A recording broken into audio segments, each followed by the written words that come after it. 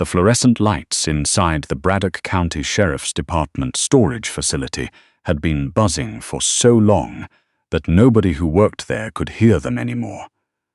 They had become part of the walls, part of the smell of motor oil and old leather and something metallic that never quite washed out.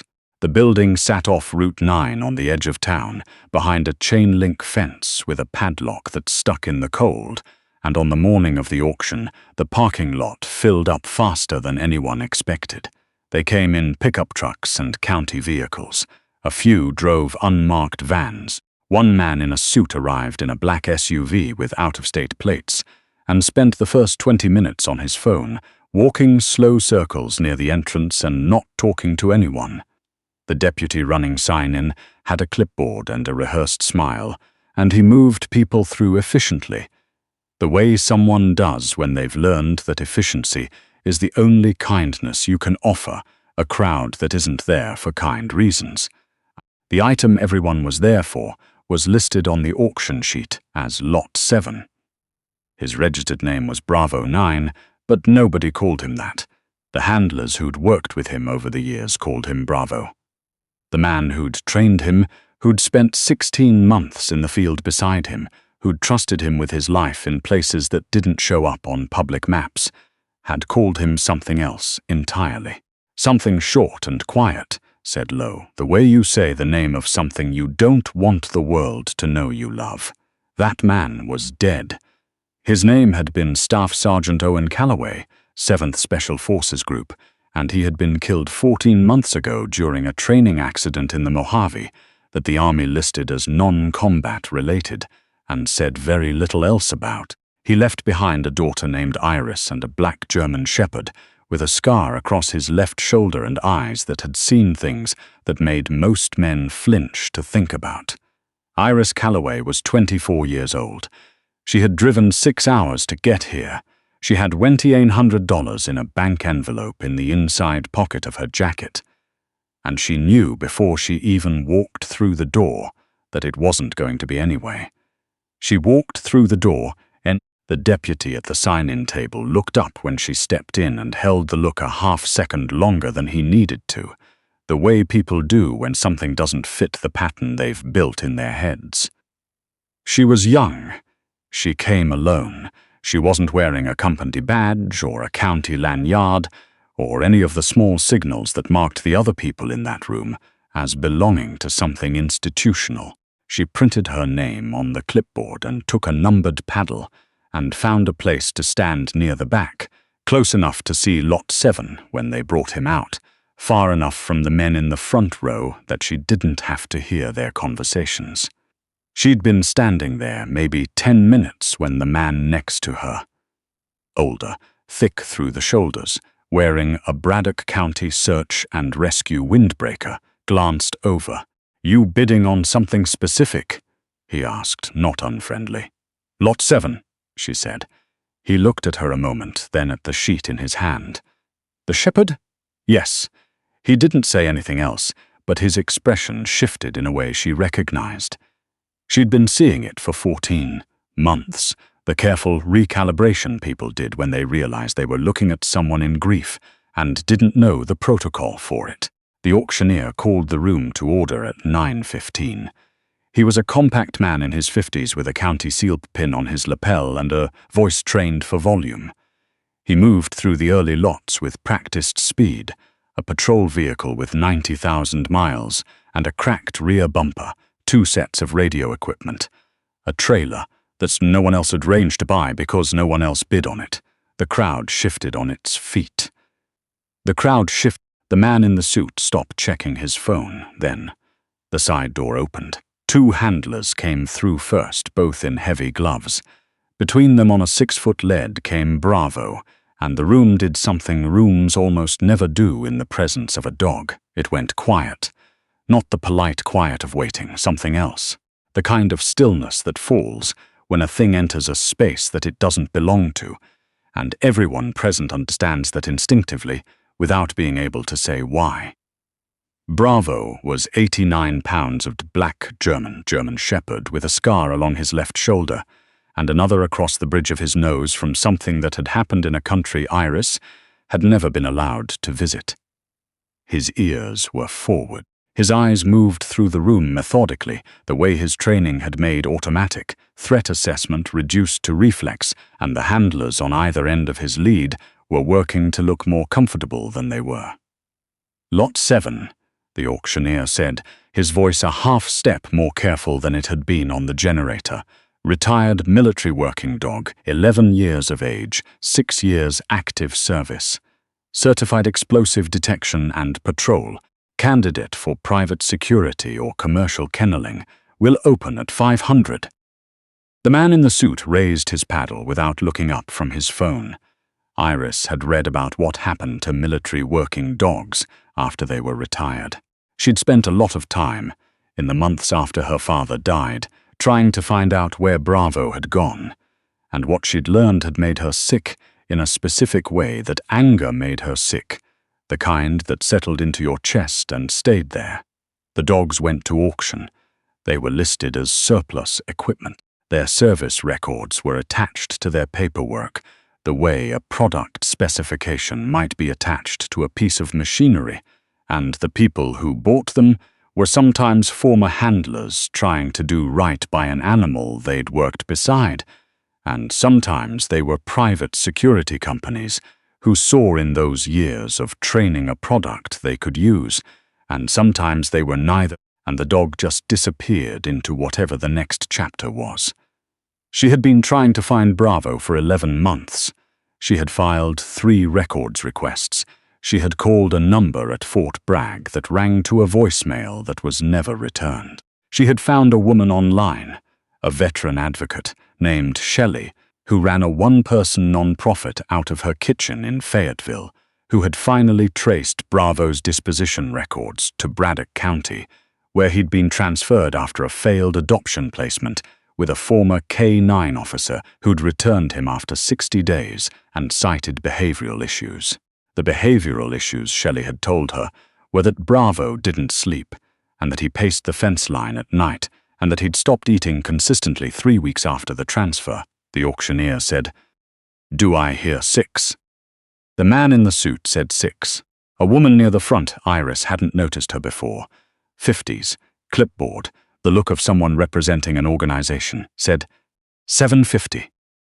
8, said the suit. Iris raised her paddle. 1,000. The room turned toward her. Not all at once, that happens when something unexpected is introduced into a predictable sequence. The auctioneer found her in the back and gave a small nod. 1,000 to number. He checked his sheet. 31. Do I hear 11? The woman with the clipboard said, 11. Iris said, 12. She was watching Bravo while this happened. The handlers had positioned him near the low platform at the front of the room, and he was still moving his eyes across the crowd, still doing the work his nervous system didn't know how to stop doing. And then, she couldn't have said what changed, what shifted in the air, or the light, or the collection of smells in a room full of strangers. He turned his head toward the back of the room. Toward her. He didn't lunge, he didn't bark. He went completely still, in a way that was different from the professional stillness he'd been holding since he walked in. This was something else. His ears came forward and then tilted, just slightly, the way a dog's ears tilt when they're trying to understand what they're hearing, except there was no sound. There was nothing to hear, and Iris hadn't moved or spoken since her last bid. The handler on his left felt the change and tightened his grip on the lead. Bravo didn't pull, he just looked at her. 1,200 to number 31, the auctioneer said. 13, 13, said the suit. 14, said Iris. 15, 16. She knew what she was doing.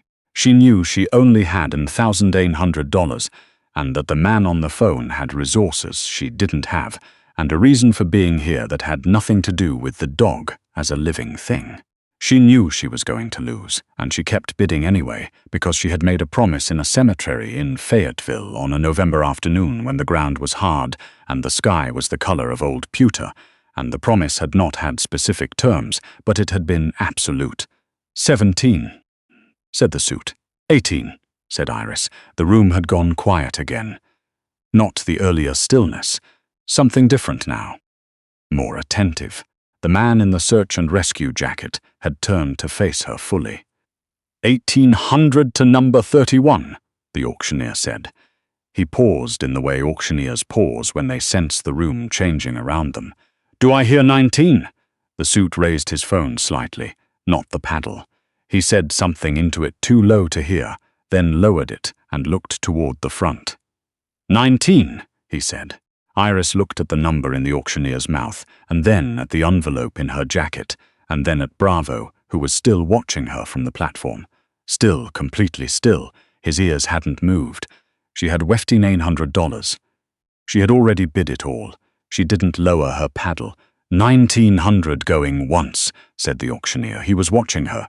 Going, hold on. The voice came from the left side of the room. Iris turned. The man who'd spoken was maybe 60, wearing a canvas work jacket and a steel cap, and he didn't look like he'd meant to speak until the words were already out of him. I want to ask the young lady something, he said. The auctioneer blinked.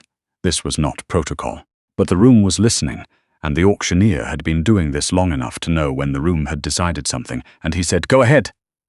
The man in the style cap looked at Iris. Who are you to that dog? Iris said. My father trained him. They served together. My father's name was Owen Calloway, Staff Sergeant, 7th Group. He was killed 14 months ago. The room absorbed this, the kind of silence that information creates when it lands in the right place. From the platform, one of the handlers said, quietly, to no one in particular, Calloway. He said it the way you say a word when you're not sure you heard it right, testing it against your memory. And Bravo moved.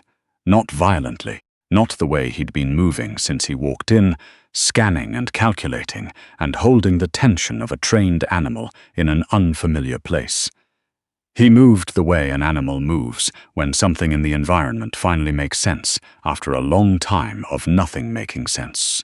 He turned his body fully toward the back of the room, where Iris was standing, and he made a sound low in his chest that wasn't a bark and wasn't a whine, and his tail, which had not moved since they'd brought him through the side door, moved once slowly from left to right. The handler with the tight grip loosened it. The man in the steel cap turned back toward the front and said, loud enough for the auctioneer to hear, I'll cover whatever she's short. From the other side of the room, a woman Iris had never seen before said, So will I. And then in the particular way that sometimes happens in places where people have gathered for transactional purposes and have accidentally become something else, the man in the search and rescue jacket raised his hand and said, Same. The man in the suit with the phone looked around the room. He looked at Iris. He looked at Bravo. He looked at his phone, and then he put the phone in his pocket and lowered his paddle onto the folding table in front of him and said nothing else. The auctioneer looked at his sheet, and then at the room, and then at nothing in particular for a moment, and then he said, 1900, going once, going twice. He paused. Sold to number 31. Iris walked to the front of the room. She had expected the handlers to hand her the lead and step back. Instead, the one who'd said her father's name, older, grey at the temples, with a face that had spent a lot of time outdoors, held up a hand. Not to stop her, more like someone pausing before they say something they've been holding. I knew him, he said. Not well. One rotation, late in his service. But I knew him. He looked at Bravo. This dog was the best I've ever seen in the field. I mean that. The absolute best. He handed her the lead. Your father would have wanted you to have him. Iris took the lead. Bravo stood still for exactly 2 seconds, the pause of an animal calibrating something new. And then he pressed his head against her left hip and she put her hand on his neck, and he exhaled, long and slow, the way a dog exhales when it is finally allowed to rest. She had brought a collar she'd found in a box in her apartment, a thick leather one with a worn buckle.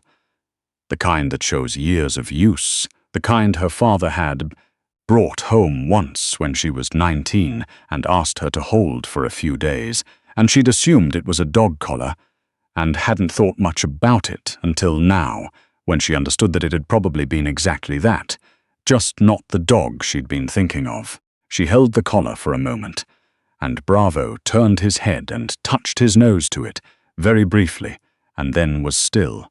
She fastened it around his neck. They walked out through the same side door the handlers had come in through. The parking lot was cold, and the sky was the flat white of early winter, and her truck was at the far end of the lot, and Bravo walked beside her without the lead going taut, without pulling, without the sideways energy of a dog who doesn't know where he's going. He walked the way he'd walked in the field. She guessed, measured, aware of every door. And he jumped in and passed around twice, and he jumped in and turned around twice and lay down. She sat in the driver's seat for a moment without starting the engine. The parking lot was emptying. The man in the suit was talking to someone again, already on to something else. The man in the style cap walked past her truck on his way to his own vehicle, and he glanced over, and she lowered her window. "Thank you," she said. He waved it off in the way that men his age wave things off, like the gesture cost them nothing, because it was never a choice to begin with. "You drive safe," he said. She raised the window and started the truck. Bravo had his chin on his paws and was watching the building through the windshield, the way dogs watch things, not at them exactly, but somewhere just past them. Attending to a frequency humans don't have the equipment for. She didn't know what he was thinking. She didn't know if thinking was the right word for whatever dogs do in the quiet spaces between commands and training, and the work that had structured every day of his adult life. She didn't know what the next month would look like for either of them, or the one after that. She knew her apartment wasn't big enough. She knew she'd have to call her landlord. She knew she had 6 hours of highway ahead of her, and a dog who hadn't eaten that morning, probably, because the facility records had mentioned decreased appetite, and she'd been worried about it since Shelley had told her. She had a bag of food in the back seat, because she'd been sure enough to bring it, even when she hadn't been sure enough of anything else. She reached back and found the bag and put a handful in her palm and held it out, and Bravo lifted his head and looked at her hand and then at her face, assessing, and then he ate, gently, out of her palm, the way a large dog eats when it trusts the hand it's eating from. She pulled out of the lot and turned onto Route 9, heading west. The drive back was long, and the radio stations kept dropping in and out, the way they do in the hills, and she drove through one county, and then another, and then into the long stretch of nothing between towns where the sky opens up and the road is yours. Bravo slept for part of it. In the last hour, when the light was going orange and low, he sat up and looked out the window, watching the landscape move, and she let him look. She thought about her father. She thought about the specific way he had of saying Bravo's name. She'd heard it once, on a video he'd sent from somewhere he wasn't allowed to say, a short clip of the two of them in what looked like a courtyard, her father crouching, Bravo sitting, and he'd said the name the way he said everything important, quiet and direct, without performance. She had watched that video more times than she could count, and she had memorized his voice saying it, and she had spent a long time wondering if Bravo had forgotten it. Looking at him now, she didn't think he had forgotten. She thought that might be the thing she hadn't known she needed to understand. That the people you lose don't disappear without a trace, that they leave impressions in the things they'd trained and loved and stood beside, that sometimes the way you find the shape of someone who is gone is through the living things they left behind. She didn't know how to say that to anyone. She wasn't sure she needed to. The apartment was dark when she pulled into the lot. She cut the engine and sat for a moment, and Bravo sat up and looked at the building, doing his assessment, ears forward, reading the air. She clipped the lead to his collar, and they walked up the stairs together, slowly, because he was 11 and the stairs were steep.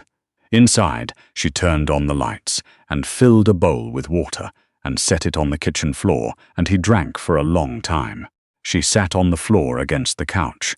because the couch seemed too formal somehow, and he came and lay down beside her, his back against her leg, and she put her hand on his side and felt him breathe. The window across the room showed the parking lot and the street beyond it, and the first few stars coming out over the flat roof of the building opposite. It was ordinary and quiet, and the kind of thing you don't notice when your life is full of noise. She noticed it now. She didn't know if she believed in the things people said at funerals, the language of peace and continuation and reunion that people reach for because there isn't better language available. She didn't know what she believed. She knew she was 24 years old, and she had buried her father and spent a year trying to find his dog. And she had found him, and he was breathing against her leg in a quiet apartment on a winter night, and that was something she couldn't explain and didn't need to. Bravo shifted once, resettling himself, and exhaled deeply. Outside, the stars got brighter as the sky went fully dark, and the street below was empty, and the building was warm, and there was no sound in the apartment except breathing, two living things doing the uncomplicated work of being present in the same place at the same time, which is the thing that grief takes from you, and the thing that can, sometimes, slowly be returned.